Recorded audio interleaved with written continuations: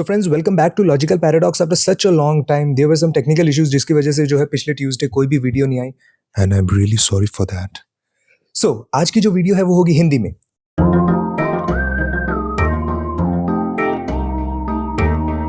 So guys आज हम बात करेंगे इलेक्ट्रिक शॉक के बारे में।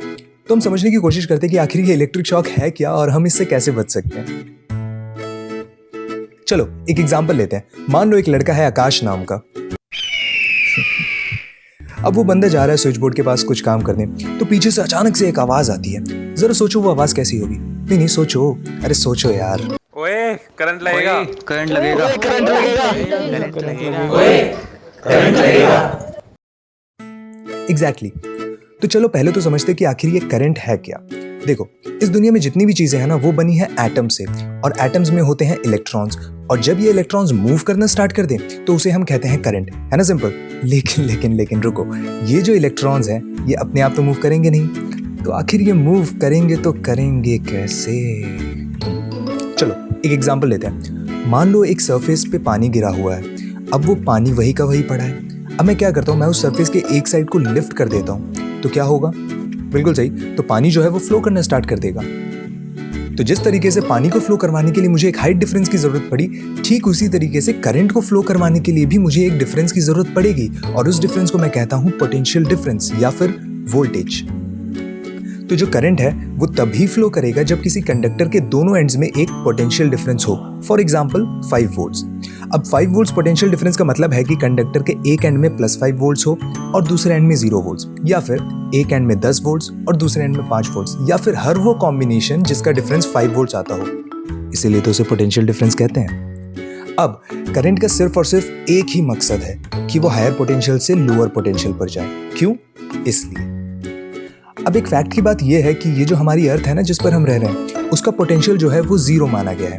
दैट मीन्स कि जितने भी हाई पोटेंशियल वायर्स हैं, अगर उन्हें मौका मिले तो वो अपना सारा करंट जो है वो अर्थ में डिस्चार्ज करना चाहेंगे।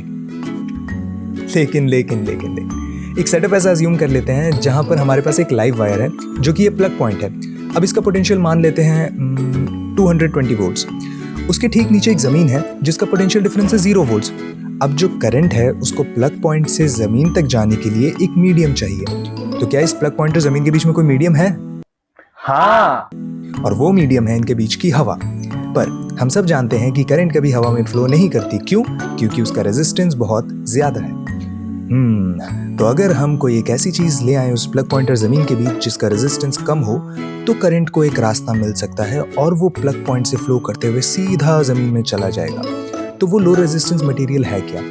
वो लो रेजिस्टेंस मटेरियल कुछ भी हो सकता है, जैसे कि एक वायर की रेजिस्टेंस कम होने के कारण करंट प्लग पॉइंट से जमीन तक सीधा फ्लो कर जाएगा। ठीक उसी तरह से अगर कोई इंसान उस प्लग पॉइंट में उंगली डाले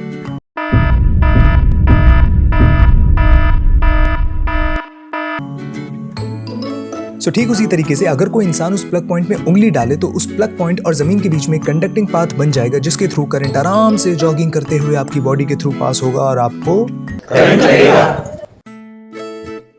अब बात आती है कि इससे बचे तो बचे कैसे।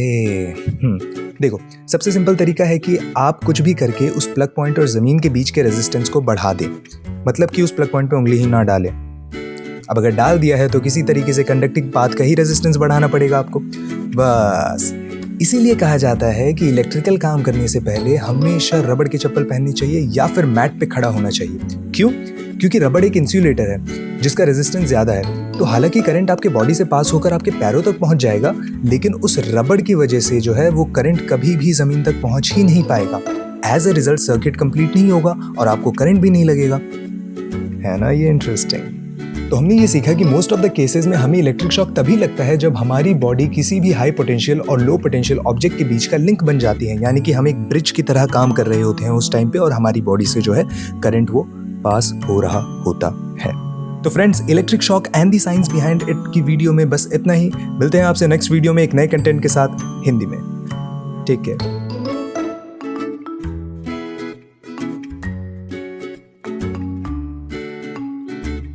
So guys, if you like this video, then please don't forget to like, share, comment and subscribe to this channel. And for more awesome stuff, please visit the channel.